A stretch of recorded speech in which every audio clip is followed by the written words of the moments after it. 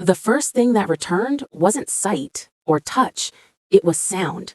It started as a dull, rhythmic thrumming in the center of my skull. Beep, beep, beep. A metronome counting down seconds I didn't know I had left. Then came the smell, sharp, sterile, the unmistakable scent of antiseptic and cold steel. I tried to wrinkle my nose, to cough, to move a finger, anything to signal existence. Nothing happened.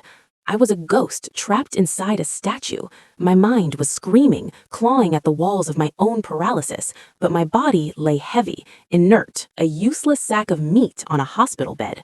Locked-in syndrome? Coma? Am I dead? Then voices cut through the darkness. It's been 72 hours, Miss Thorne. The swelling in her brain hasn't subsided significantly. However, her vitals are stable. We have reasons to believe she can hear us. We usually recommend waiting at least a week before... Doctor, please. The voice was like ice water down my spine. Jessica, my older sister. The tremor in her voice was perfect, a masterclass in grief. To a stranger, it sounded like a heartbroken sibling holding back tears. To me, it sounded like impatience.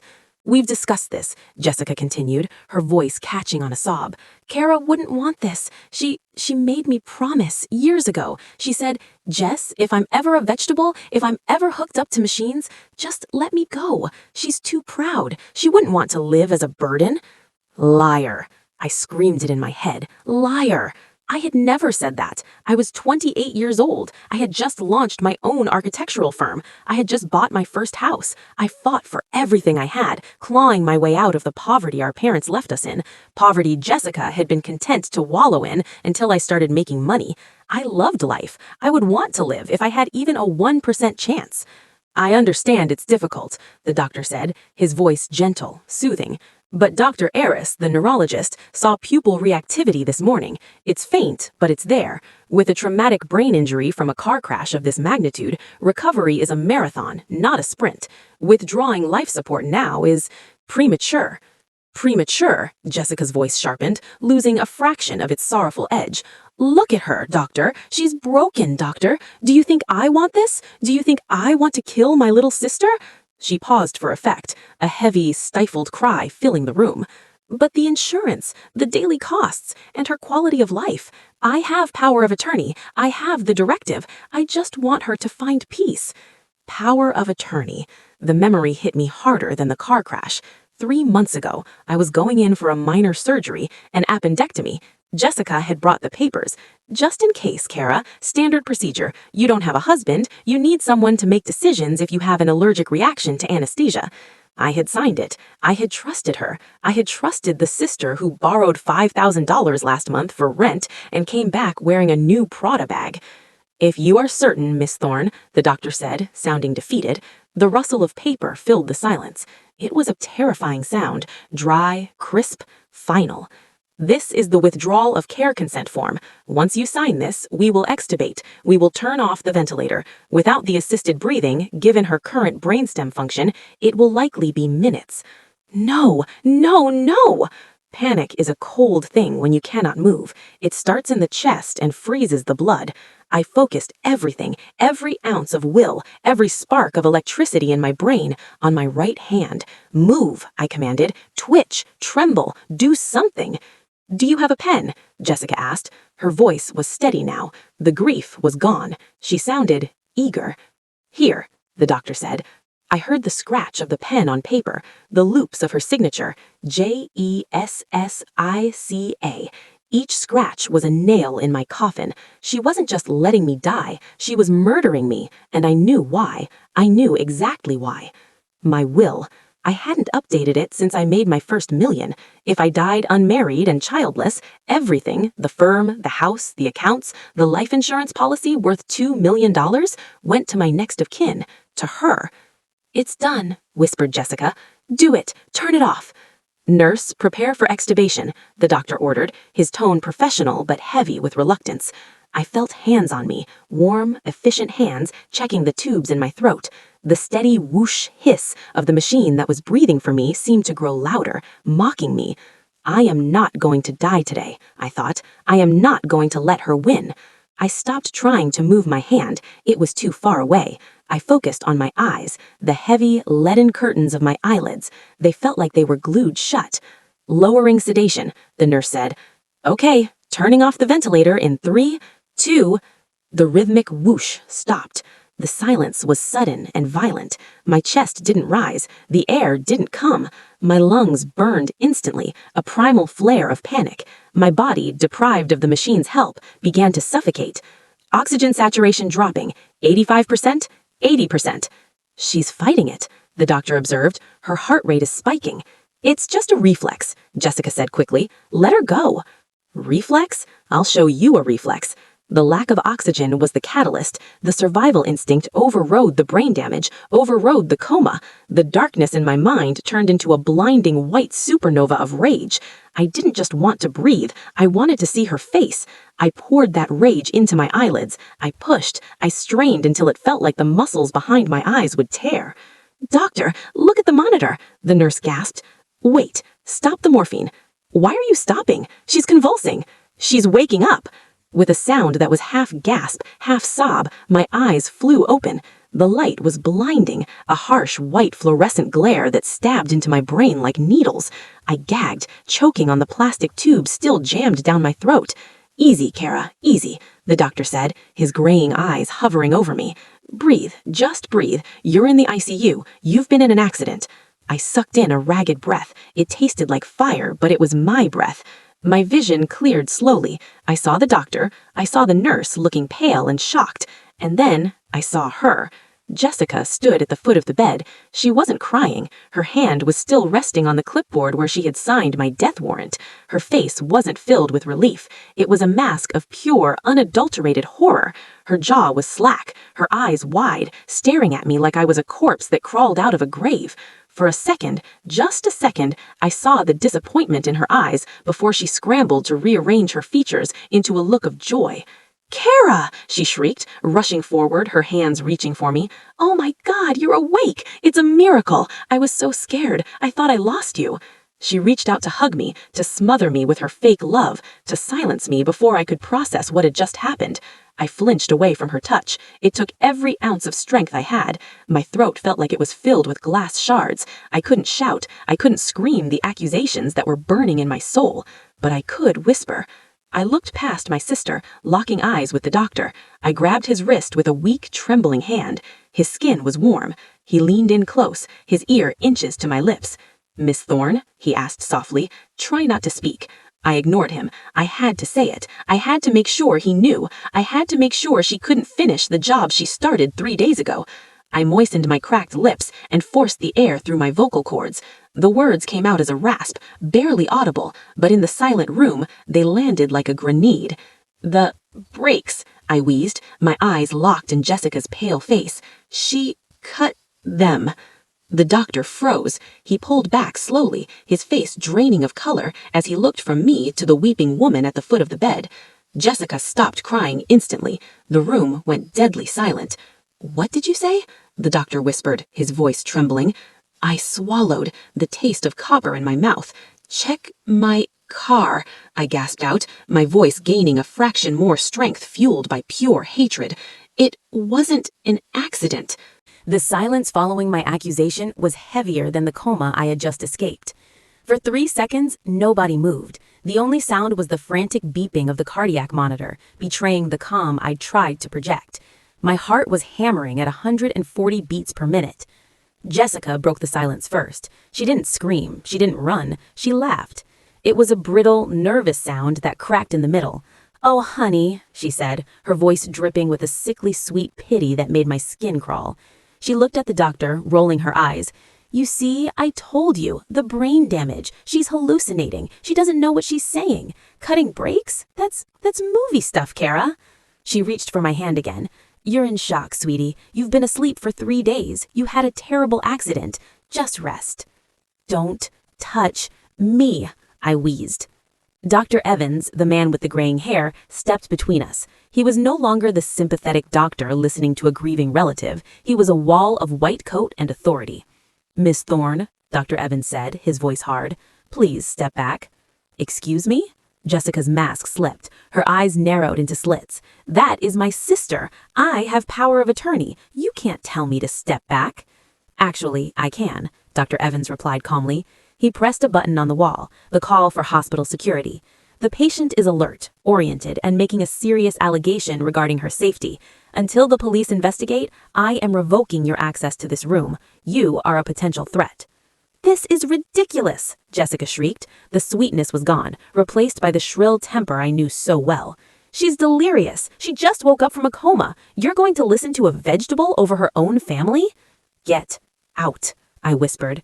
Jessica glared at me over the doctor's shoulder. For a split second, the look she gave me wasn't fear. It was a promise that this wasn't over, a promise that she would finish what the car crash hadn't. 2 burly security guards arrived. Jessica straightened her blazer, smoothed her hair, and sniffed haughtily. "Fine, I'll be outside. Call me when she starts making sense." She turned on her heel and walked out. But before the door closed, I saw her pull her phone from her purse. She was dialing fast. She wasn't calling a lawyer. She was calling the junkyard. I knew it. "Dr. Evans," I gasped, grabbing his sleeve again. "The car. She'll destroy the car." "I'm calling the police right now, Kara. Just breathe. You're safe here. I'm putting a guard at the door. No one comes in without a badge." The detectives arrived an hour later. Detectives Miller and Rossi. Miller was a tired-looking woman with a notepad. Rossi was younger, sharper. They looked skeptical. I couldn't blame them. I looked like a wreck. Tubes in my arms, dark bruises circling my eyes, my voice barely a whisper. "Miss Thorne," Miller started gently, "the doctor says you believe your sister tampered with your vehicle. That's a heavy allegation." "It's the truth," I rasped. I told them everything. It took forever. Every sentence was a marathon. I told them about the night before the crash. "I was at her house," I explained, stopping to sip water from a straw the nurse held. "She asked to borrow money. Again, 10,000. I said no. I told her I was cutting her off." I remembered the look on Jessica's face that night. It wasn't anger. It was a cold, calculating stillness. She asked me to stay for dinner. I refused. I left around 10 p.m. My car was in her driveway. I saw her coming out of the garage when I walked to the car. She was holding a wrench. She said she was fixing a loose pipe. "Did you notice anything wrong with the car?" Rossi asked, scribbling furiously.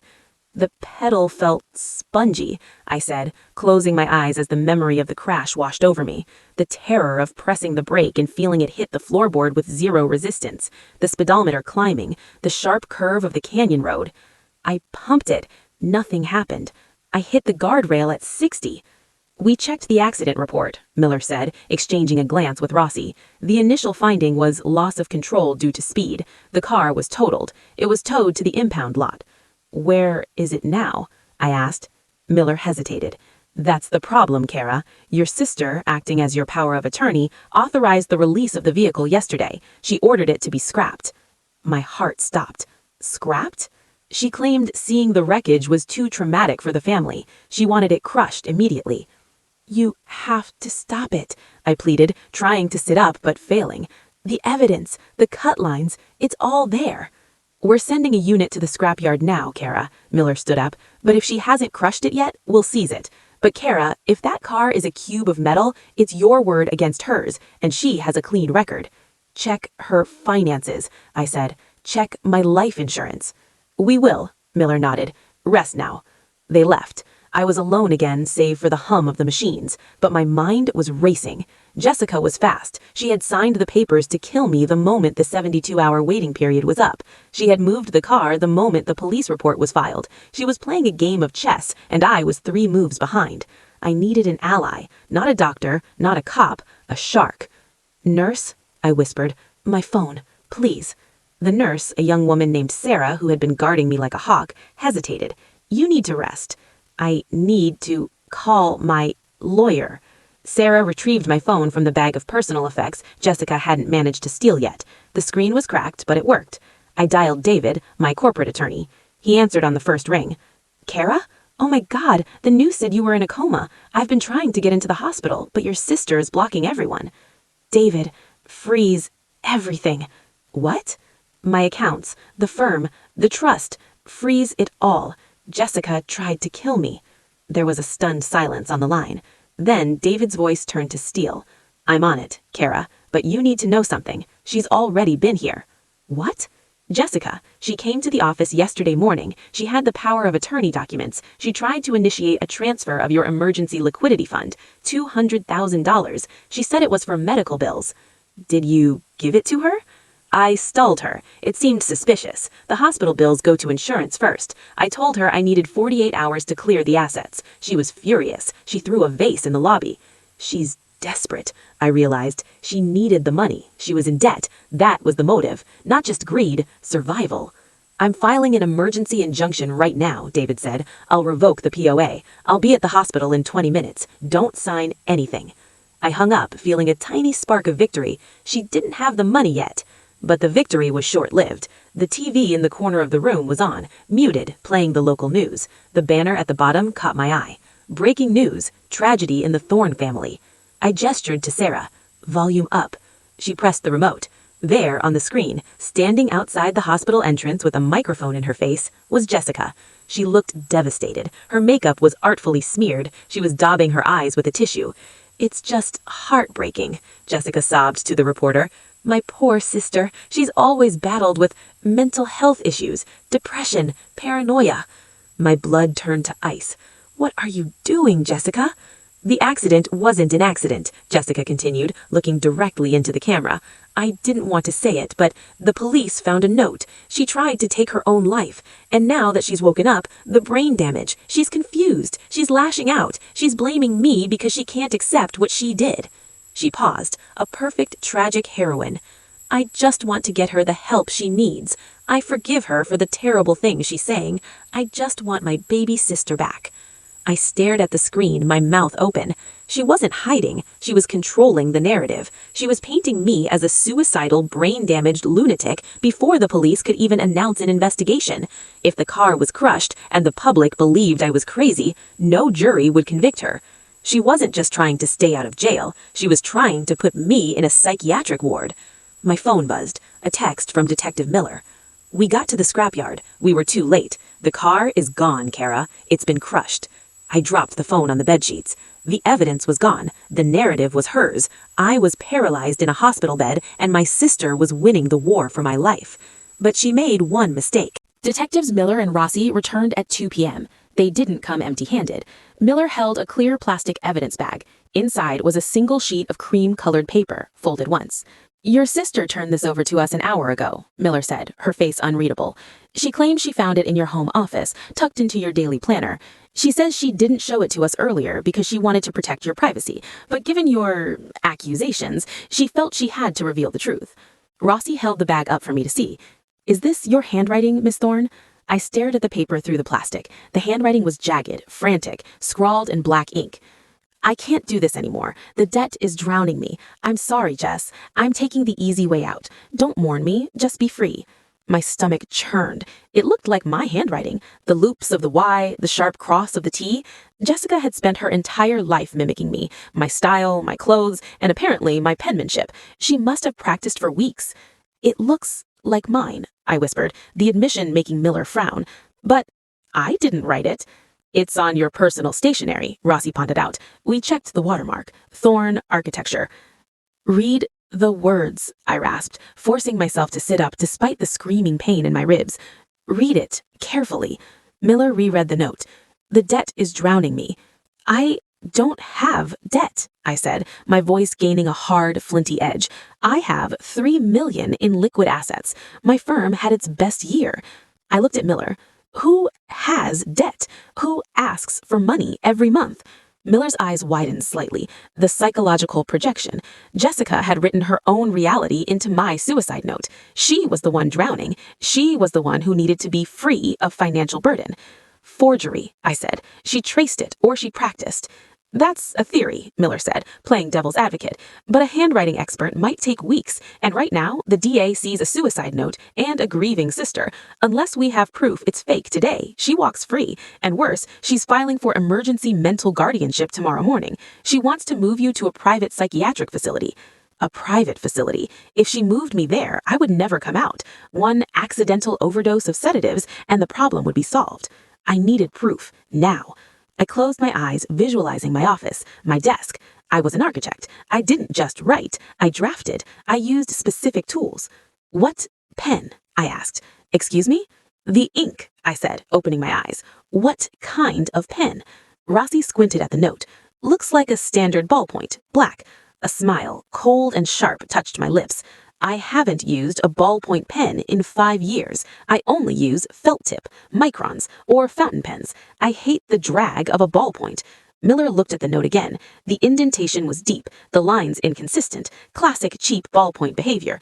It's circumstantial, Rossi muttered, though he looked intrigued. She could argue you grabbed whatever pen was handy in a moment of despair. No, I said. The pressure. I looked at Miller. If she wrote that on a pad or a stack of paper, the impression is on the sheet underneath. It was the oldest trick in the book, but Jessica wasn't a criminal mastermind. She was desperate. If she wrote that note on a pad of my stationery, she likely tore the top sheet off to give to the police. Go to my house, I commanded, my breath hitching. My office, the notepad on my desk. Use a graphite rub or a bleak light. If she's smart, she destroyed the pad. She's not smart, I said. She's arrogant. She thinks I'm brain damaged. She thinks she won. Miller pocketed the evidence bag. She looked at me, and for the first time, I saw belief in her eyes. We need a warrant to search your house for evidence of a suicide to corroborate the note. We can do that if we find that pad and it has the impressions of this note on the next page. And check the trash, I added. Practice sheets. We're on it, Miller said. Stay alive, Kara. Don't let her in this room. The next 4 hours were agony. Dr. Evans kept his word. A uniformed officer stood outside my door, but the threat wasn't just physical. My lawyer, David, arrived at 4 p.m. with bad news. She's moving fast, Kara, David said, pacing the small hospital room. She has a temporary order from a judge. Based on the suicide note and your outbursts, the judge granted a 72-hour psychiatric hold. She has an ambulance coming to transfer you to St. Jude's Behavioral Health at 6 p.m. St. Jude's? I choked out. That's a warehouse for the unwanted. It's where she wants you, David said grimly. I'm filing an injunction, but the courts are closed. Unless the police arrest her before 6 p.m., she has the legal right to transport you. I looked at the clock on the wall. 4:15 p.m. I had less than 2 hours. Where are the police? I asked. Radio silence, David said. They're at your house now, but if they don't find anything... My phone buzzed. It wasn't the police. It was an unknown number. I answered. Hello, baby sister. Jessica's voice was smooth, victorious. She wasn't pretending anymore. You should have just died, Kara, she said casually, as if discussing the weather. It would have been a nice funeral, open casket, everyone saying how tragic it was. You won't get away with it, I rasped. Oh, I think I will, she laughed. I'm packing your bag right now. I'm at your house. Did you know you have terrible taste in pajamas? I'm bringing the ugly ones for the psych ward. My blood ran cold. She was at the house. The police. Left 10 minutes ago, Jessica said, her voice dripping with glee. They tore the office apart, looking for a notepad, I assume, or maybe practice sheets. She paused, letting the silence stretch. So, the ambulance will be there at 6. Dr. Evans can't stop a court order. Get ready, sweetie. We have a long drive ahead of us. And St. Jude's, I hear the isolation rooms are very quiet. The line went dead. I dropped the phone. Despair, heavy and suffocating, washed over me. The police failed. The evidence was gone. In 90 minutes, she would take me. David looked at me, his face pale. She destroyed it? I nodded, tears of frustration hot in my eyes. She burned the pad. Damn it, David slammed his hand on the table. Without physical evidence, it's her word against yours, and she has the suicide note. I stared at the ceiling, my mind racing. I was an architect. I solved structural problems. When a load-bearing wall collapses, you find another way to support the weight. Think, Kara, think. She burned the notepad. She faked the note. She cut the brakes. Wait, the brakes. The police said the car was crushed, gone. But cars, modern cars, aren't just mechanical. They're computers. David, I whispered, my car, it was a Tesla, wasn't it? Yes, David said, confused. Model S. But it's crushed, Kara. It's a cube of metal. The cloud, I said, my eyes widening. The logs. What? The telemetry, I said, the words coming faster as the idea took shape. The car sends data to the server every second. Brake pressure, pedal position, system failures. If she cut the brake line, the hydraulic pressure would drop to 0 instantly before the crash. But if I just lost control, like she claimed, the logs would show me pressing the brake and the system engaging ABS. But if the line was cut, the sensor would record a mechanical failure, followed by me pumping the pedal with 0 resistance. Does Jessica have my password? I asked. David shook his head. I don't think so. Get my laptop, I ordered, adrenaline flooding my veins. It's in the bag. Get the iPad. David scrambled for my bag. He pulled out the iPad. Open the Tesla app or log in to the portal. David typed furiously. Okay, I'm in. It shows the car is offline, obviously. Go to Service, Data Logs, request the accident data. David tapped the screen. It says request pending. It might take hours. We don't have hours, I said. Call Elon. Call Tesla Legal. Call anyone. I can do better, David said quickly, his lawyer brain engaging. I can subpoena the data directly from the server, but I need a judge. You have 80 minutes. David ran out of the room. I was alone again. 4:30 p.m. I lay back, closing my eyes. I had one card left to play. If the data didn't come in time, I had to stall her. I had to make sure that even if she put me in that ambulance, we never made it to St. Jude's. I looked at the bedside table, a glass of water, a call button, and the medical chart. And then I saw it. On the visitor chair where Jessica had sat earlier, she had left something, a scarf, her expensive silk scarf, and underneath it, half hidden, a receipt. She must have dropped it when she pulled her phone out to call the junkyard. I reached out, my arm trembling, my muscles screaming in protest. I stretched, my fingers brushed the paper. The silence in the hospital room shattered like glass. Jessica didn't surrender. Narcissists never do. They fight reality until the very last second. This is entrapment, she screamed, her voice shrill enough to peel paint. She lunged not at the police, but at me, her claw hands reaching for the crumbled receipt in my hand. Give it to me! You stole that! You planted it! Detective Rossi intercepted her effortlessly. He grabbed her wrist, twisting it behind her back. Click. The sound of handcuffs tightening was the sweetest music I had ever heard. Better than a symphony. Better than applause. Get off me! Jessica thrashed, her face contorted into a mask of ugly, feral rage. I'm her sister! I'm her guardian! She's crazy! She wrote the suicide note. Tell them, Kara! Tell them you want to die! I watched her from my bed. My body was broken, my ribs were screaming, and I could barely lift my head, but my eyes were steady. I chose to live, Jessica, I whispered, my voice cutting through her screams, and I chose to remember. Detective Miller stepped forward, holding up her phone. We didn't just find the receipt, Miss Thorne. While you were driving here to kidnap your sister, we pulled the security footage from the hardware store time-stamped on this receipt. We have you on 4K video buying the wrench and the hydraulic cutter, and we have you paying with your credit card. Jessica stopped thrashing. The blood drained from her face, leaving her looking gray and aged. The undeniable weight of evidence finally crushed her delusion. I was in debt. The loan sharks, they were going to hurt me. I didn't have a choice. Please, don't let them take me. We're family, sisters. I looked at the woman who had signed the papers to turn off my ventilator, the woman who had cut my brakes, the woman who had forged a suicide note to bury my legacy under a lie. Family protects you, I said, cold as steel. You're just a stranger with my last name. Take her away, Miller ordered. As they dragged her out, Jessica began to wail, a raw, animal sound of a life ending. I didn't look away. I watched until the door closed, sealing her out of my life forever. Then, and only then, did I allow myself to cry. 6 months later, the courtroom was packed. The media had dubbed it the ventilator trial, and the public was hungry for blood. I sat in the front row, gripping the handle of my cane. Rehab had been hell. Learning to walk again after 3 days of coma atrophy and multiple fractures was the hardest thing I'd ever done. But I walked into this courthouse on my own 2 feet. I refused to see Jessica in a wheelchair.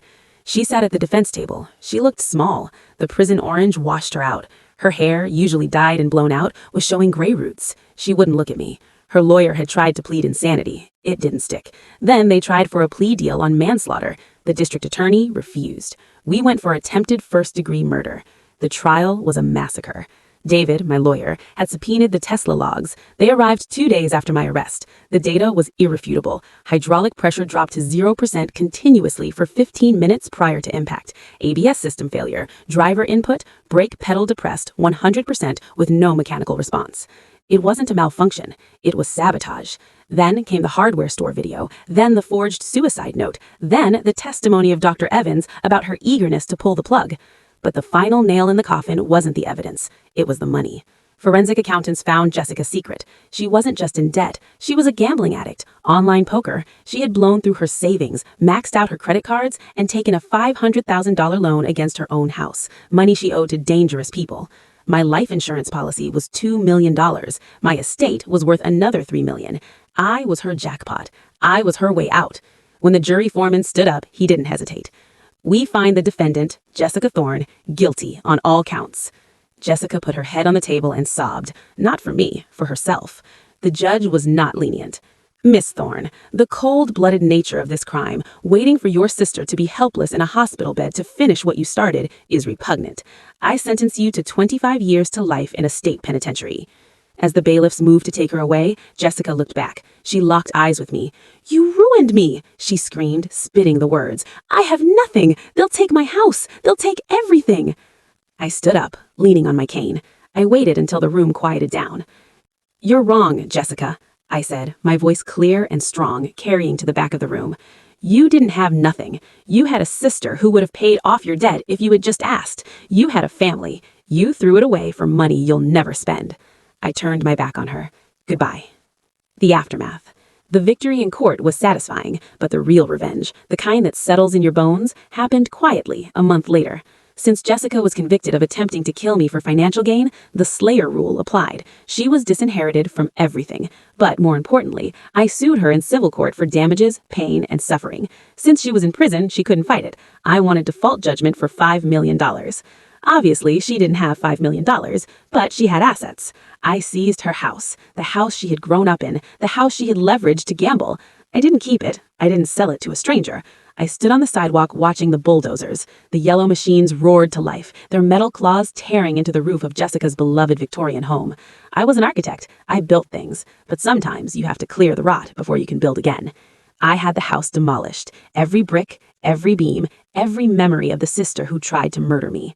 In its place, I designed a park, a small, beautiful community garden with a playground. I donated the land to the city. I named it the Second Breath Park. A plaque by the gate read, dedicated to the strength of those who fight to breathe when the world tries to suffocate them. I stood there on opening day, watching children play on the swings where Jessica's living room used to be. The sun was warm on my face. My legs still ached when it rained, and I still had nightmares about the sound of a flatlining monitor. But I was alive.